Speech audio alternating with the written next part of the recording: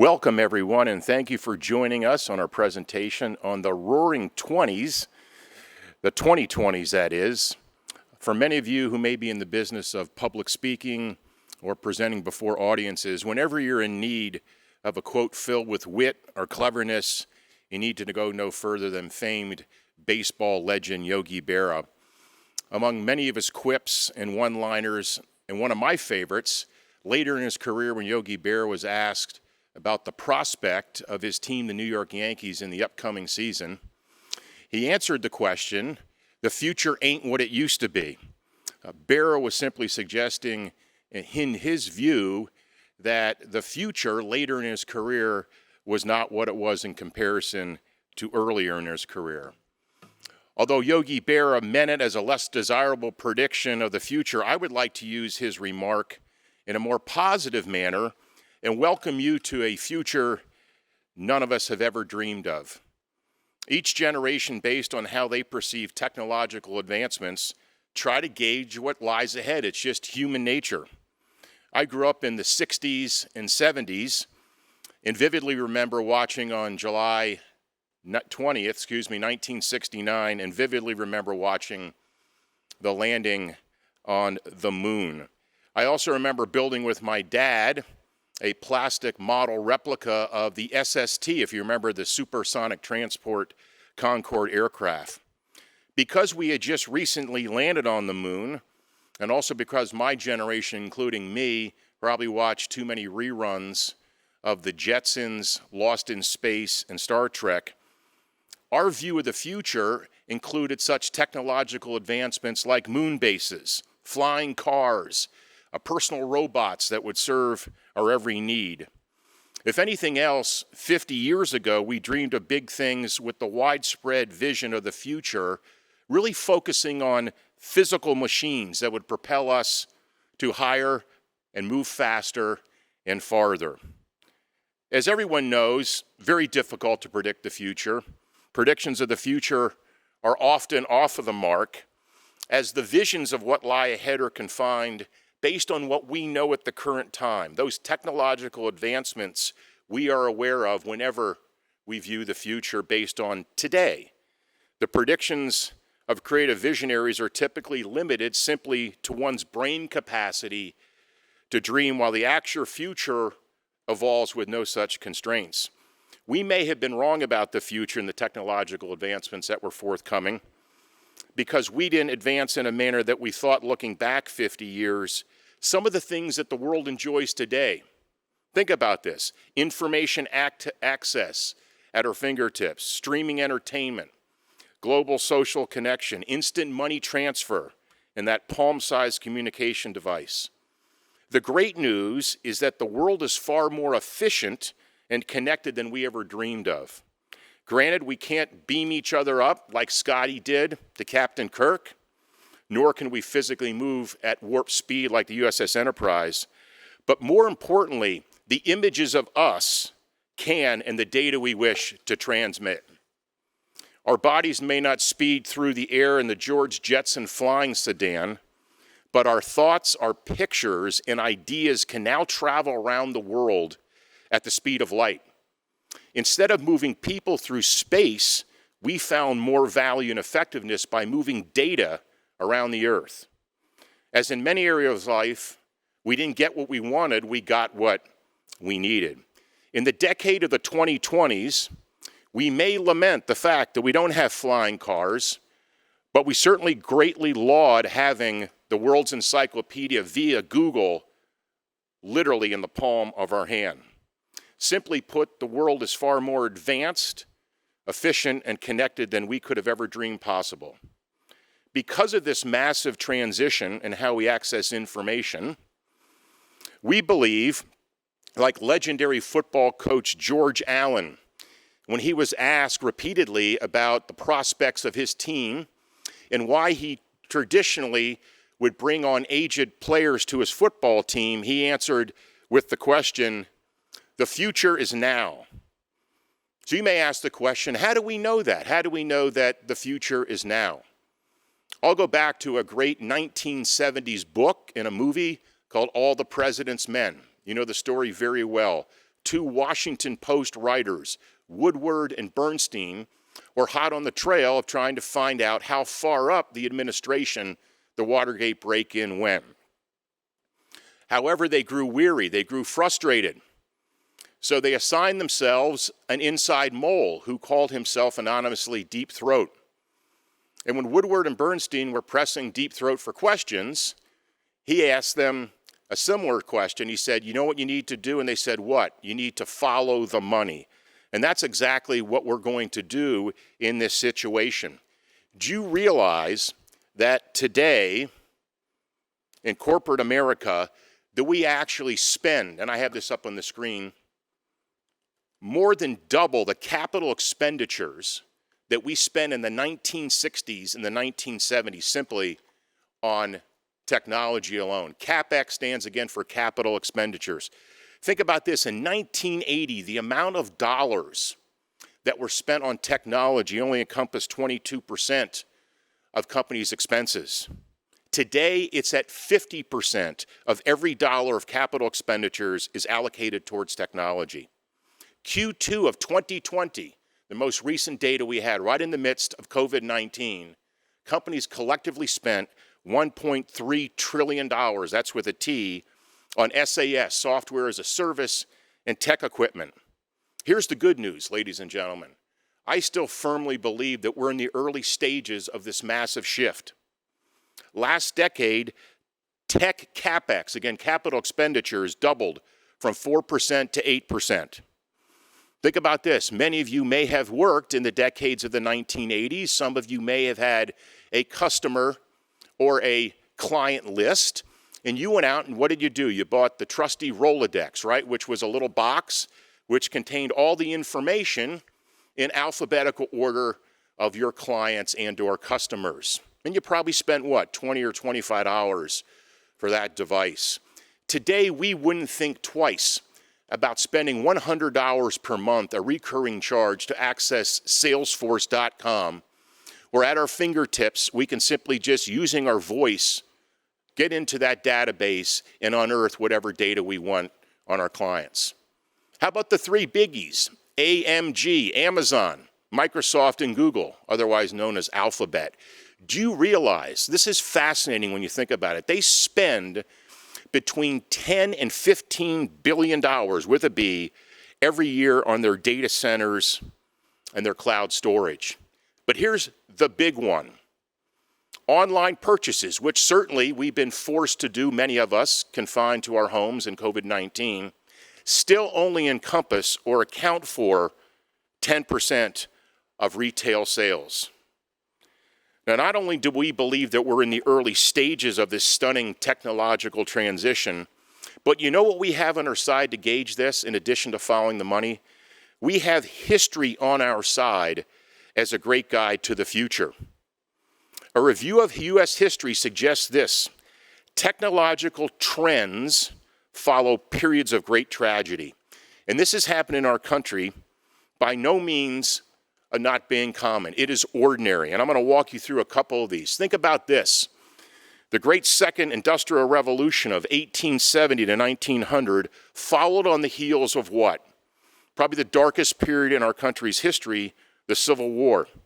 Now think about this. Can you imagine awakening in April of 1865? That's when the Civil War ended. 500,000 people lost their lives, brother fighting brother in that war.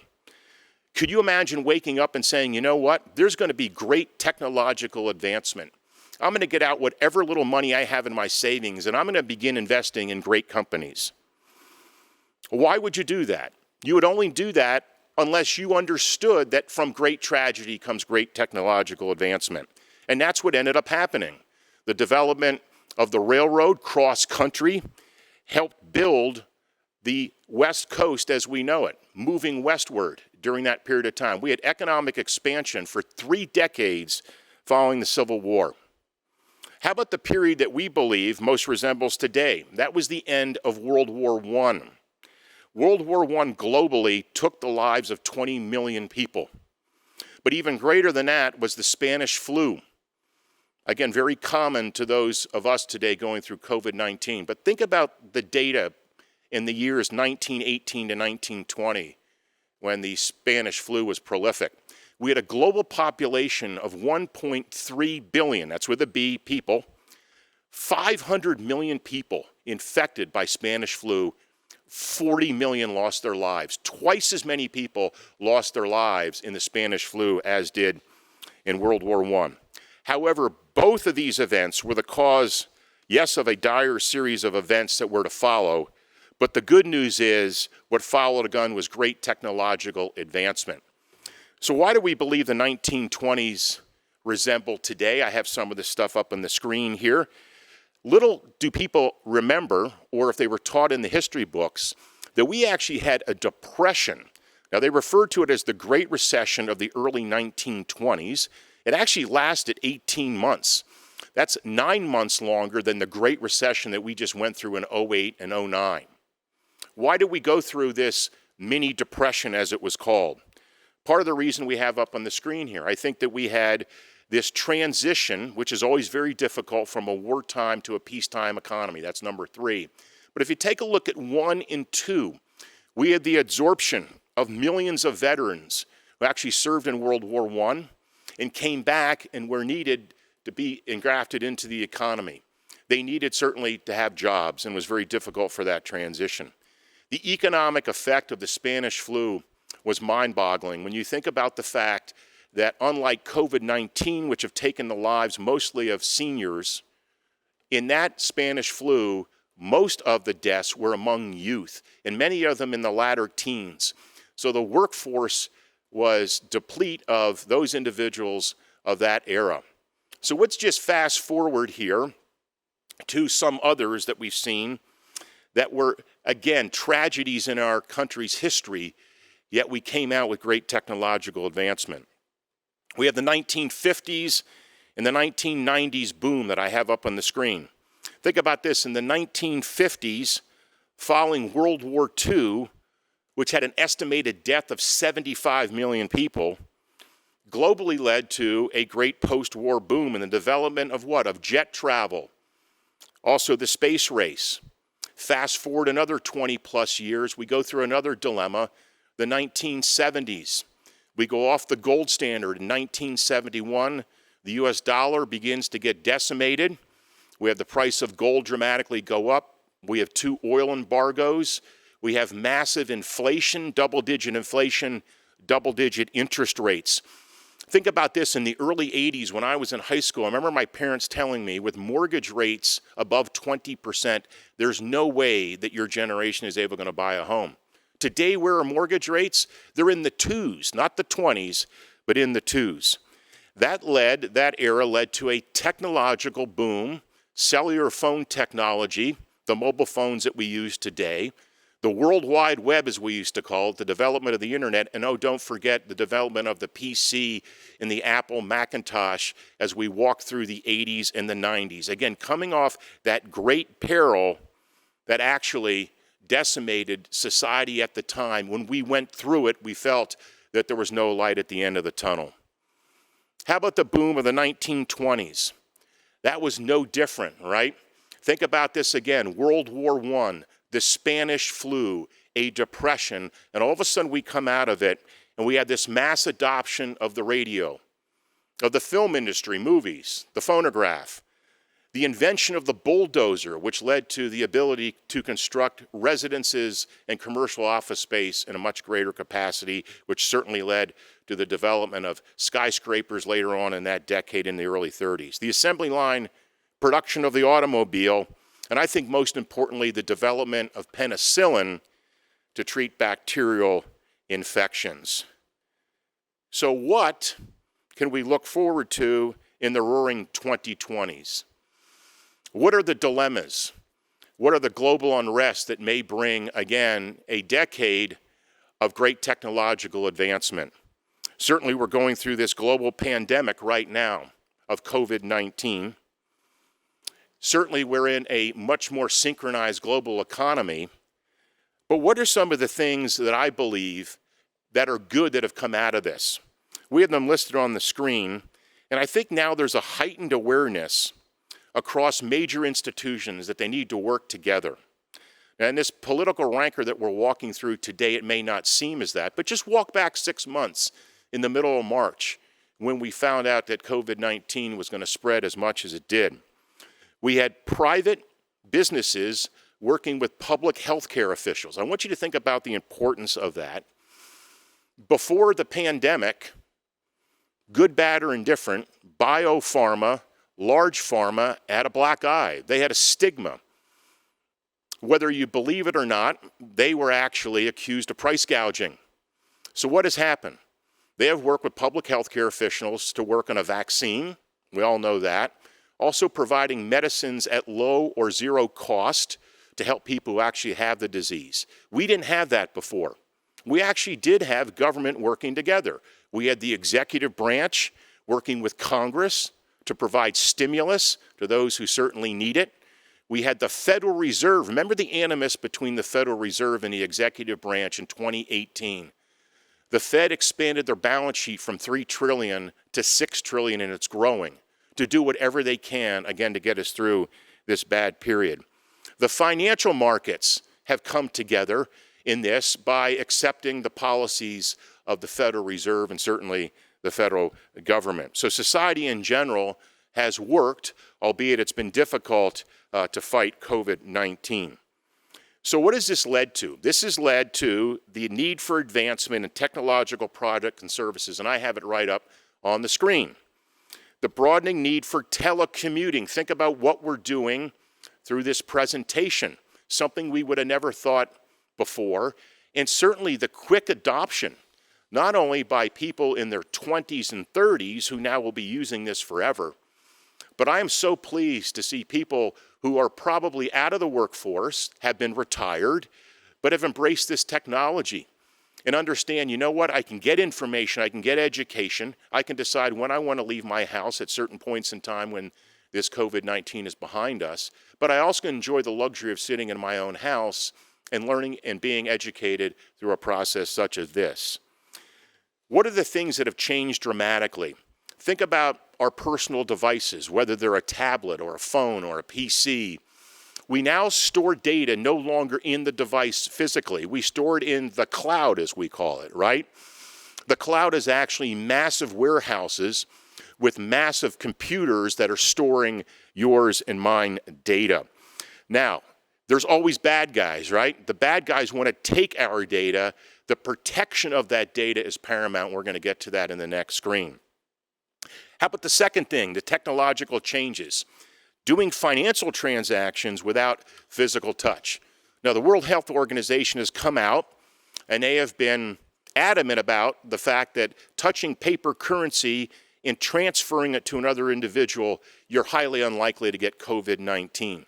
Nonetheless, you and I now have been forced, if you will, to use mobile pay technology that we would have never thought possible before. How about medical procedures, robotic surgeries, counseling without, again, physical touch or being in front of an individual?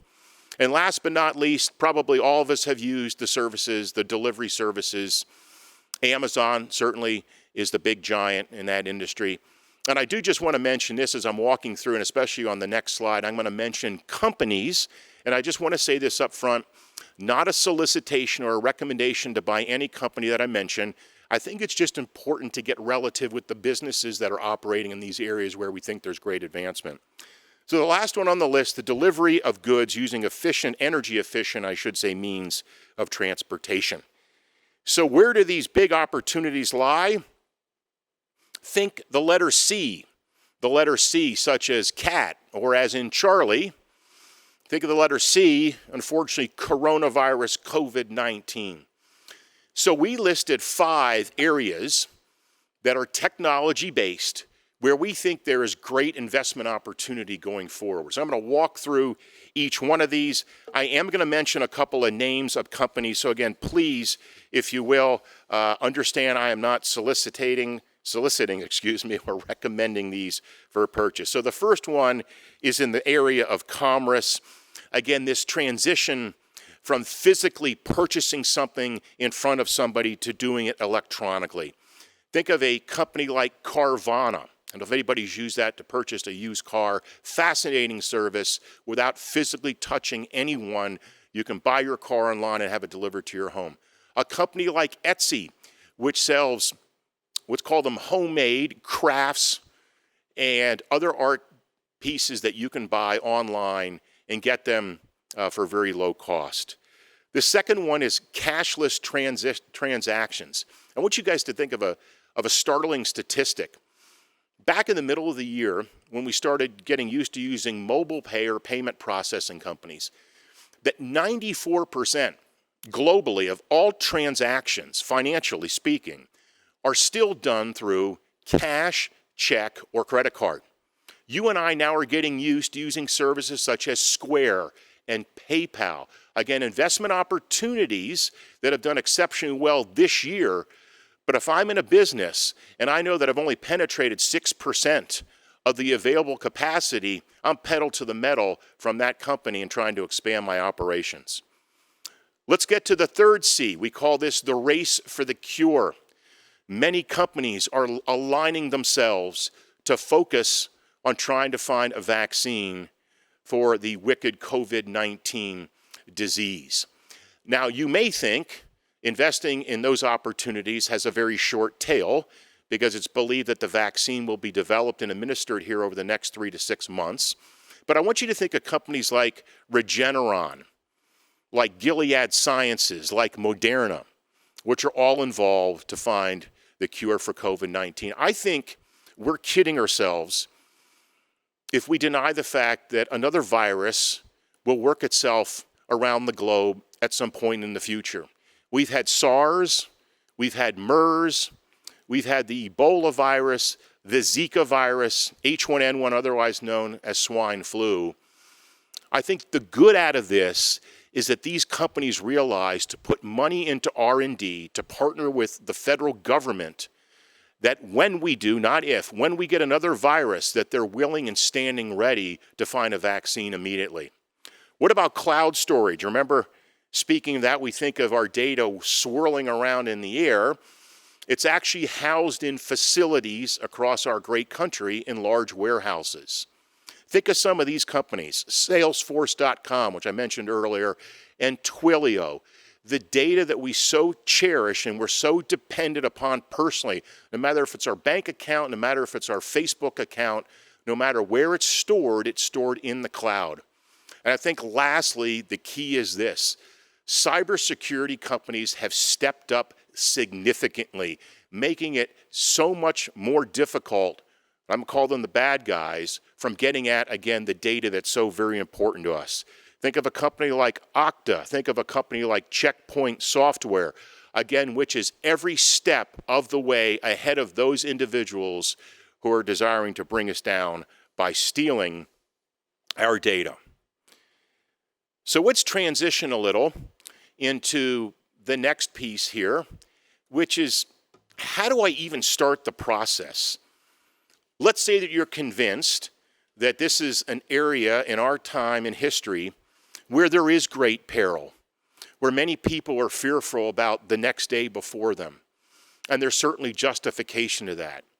But I think you're hard-pressed not to look at history and see that every time we've had peril, our country has stepped up to the plate.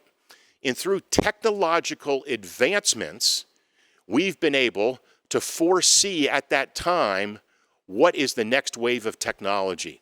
And I'm firmly convinced on the last slide, those are the big 5 areas. So how do you start the process? Where do you begin?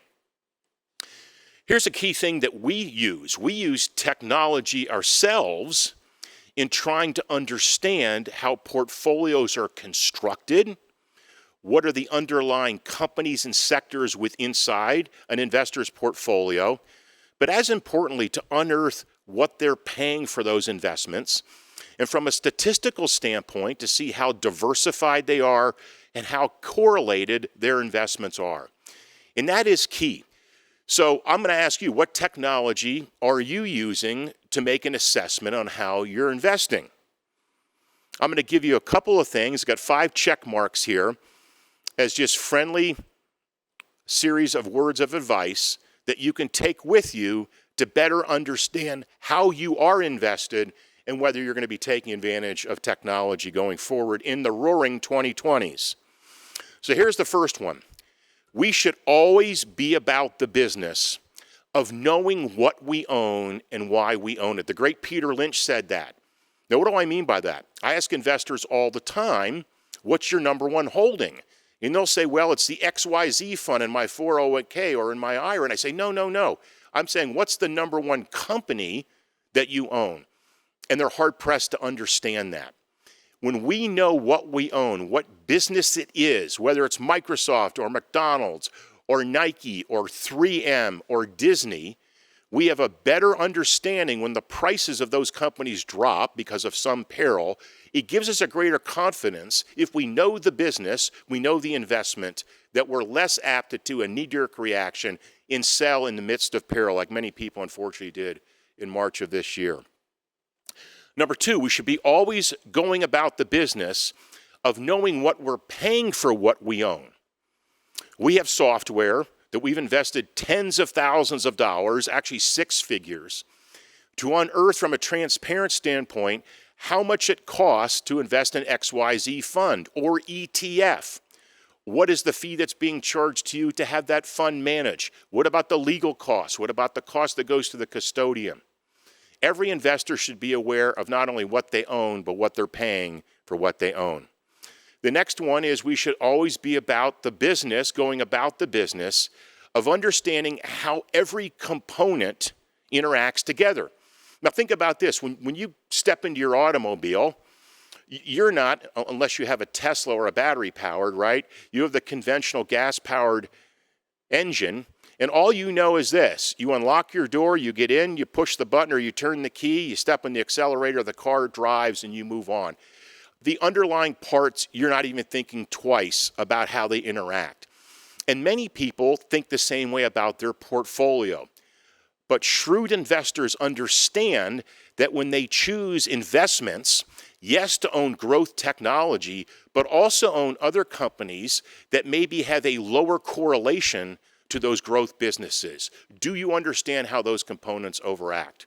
I love the next one. We should always be about going the business of knowing how over-diversified we really are. The great investor Warren Buffett said this. He said, over-diversification is only for people who have no idea what they're doing. What is over-diversification? I look at portfolios all the time, and what I see is a laundry list of thousands of companies, each company less than 1% of the portfolio, with redundancy not only of the holding itself, but of the costs of duplicate holdings in owning XYZ fund, ABC fund, EDF fund, that all have similar holdings. So we should be going about the business of understanding whether we're over-diversified. Think of this. We've had diversification preached to us over the last 30 years, right? All of us who've had 401k, 403bs. Diversification is good, but it's like chocolate. Only a little is what is healthy for you. Over-diversification is only for people who have no idea what they're doing. And here's the last one. This is key. Always be about the business of knowing the tax ramification of every decision that you make. Yes, I firmly believe that we're going to go through the roaring 2020s. But what lies ahead after this decade? In the early 2030s, it's projected that Social Security is going to run a deficit. The markets probably will demand within the next decade or so that Social Security be shored up. What's a way to do it? To raise taxes. Are you taking advantage today in your portfolios to understand that maybe it's okay to pay tax today at a lower rate where we are historically? So let's get to the last screen here, guys, and we'll wrap this up. I want to ask this question to everyone. The technology-led roaring 2020s are here. And I think all you have to do is look at the history of our country, and I have them listed right here for you. Previous global crises have always led to technology investment revolutions. I would see no reason why this one wouldn't hold the same. Think of the 30 years following the U.S. Civil War. We never dreamed of that when we were the darkest period of our U.S. history. Think about the Roaring 20s, again, following the Spanish flu. Again, 40 million deaths, 500 million people globally getting that disease. World War I, 20 million. Think about the decade of the 50s and the mid-60s, following 1948, when the election between Harry S. Truman, the incumbent, and Thomas Dewey, the challenger, was all about the economy. Going into the second Great Depression is what economists were saying. There's no way that we can have a peacetime economy that was as good as that fueled the war, the manufacturing thereof. Think about the 80s and the 90s that fell off the heels of the 1970s. Again, massive inflation, double-digit interest rates, double-digit unemployment. We did not think that the future was going to be that we could walk around with a phone in our hand with that technology that also led to the World Wide Web being developed and certainly the PC. I'll leave you with two great investors who took a different twist. We call it a contrarian view of the world. And Warren Buffett said it well. He said, when people get fearful, I get greedy. Now, not greedy in an evil sense, but in an opportunistic sense. Another great investor, Sir John Templeton, who's no longer alive. By the way, Warren Buffett just turned 90. Sir John Templeton was a great investor in the 1950s. And Sir John Templeton was born in the U.S., became a British citizen. In 1950, he said, I'm going to go visit ravaged Japan and Great Britain. And I'm going to come back, and I'm going to start the first international mutual fund, which he did. Many of you may have invested in the Templeton Global Fund, which is one of the great international funds of all time. Templeton, like Buffett, not only a great investor, but a very witty man. He was asked the question about a bull market. So a bull market, by the British press, bull market, academically speaking, is very simply when you start at the bottom and you go up 20% in your investments, and voila, you're in a bull market. But here's what Templeton said in the answer to the question. He said, bull markets are born on pessimism. Bull markets grow on skepticism. Bull markets mature in optimism. And bull markets die, and I'll add this, a hard, cold death on euphoria. So I've asked this question. I've spoken to 1,000 investors, and I want to ask you, is anyone in the audience euphoric about the global economy today? No one's ever raised their hand. Is anyone optimistic that your children or your grandchildren will have a better financial future than you do or did? Many people don't. Is anyone in the audience skeptical about what I call the big two nasty W's, Wall Street and Washington? How about this? Is anyone pessimistic about the state of the political situation in Washington, D.C.? I would answer the question like Sir John Templeton. But I would also do my second last bullet point, follow the money. If the brain power and the intellect between those great U.S. companies are spending rapidly on technology to advance their businesses, how are you doing that? Where do you view opportunities? For those of you who would like more information and possibly how to get started, or maybe some ideas, you can feel free to call Linda Smith, whose number is up on the screen, or just get in touch with her at her email address, and certainly she can pass on information to you. I wanted to thank everyone very much for your time. I hope this was as enjoyable for you as it was for me to present to you. Thank you once again, and have a great day indeed.